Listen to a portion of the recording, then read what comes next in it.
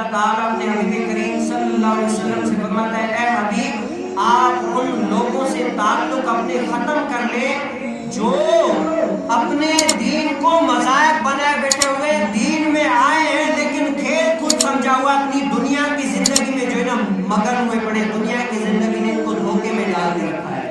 دین میں ہے لیکن دین کو مذاق سمجھ کے رکھا ہوا ہے. اے حبیب آپ ان لوگوں سے اپنے تعلق ختم کر دیں.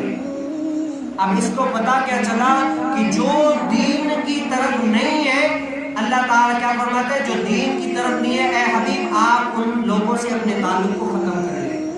آج اگر بیٹے سے باپ اپنے تعلق ختم کر لے نا, اگر ماں اپنی بیٹی سے تعلق ختم کر لے نا, اس باپ بیٹی سے اور بیٹے سے پوچھے گا اس کے دل پر کتنی چھریاں چلتی ہیں کہ مجھ کو اتنا کھلایا پلایا سب کچھ کیا, آج میرے باپ نے میرے سے جو ہے نا ہاتھ نکال دیا, مجھے اپنے گھر سے نکال دیا. اس کے سینے پر کیا آگ چل رہی ہوگی.